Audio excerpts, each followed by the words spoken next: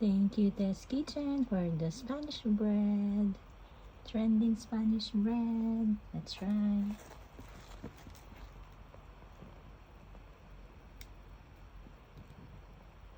From Nanay Tess, from Tess Kitchen. This is their Spanish bread. Let's try.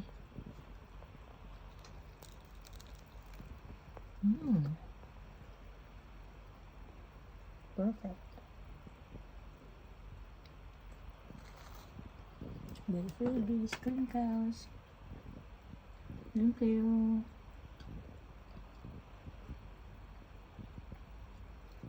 And also, they have empanada.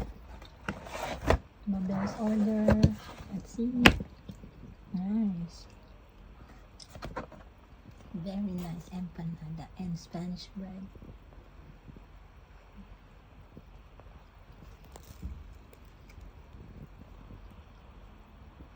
Tess Kitchen, thank you. Hi guys, what can you say about the Spanish bread? Masarap? What can you say, Mama?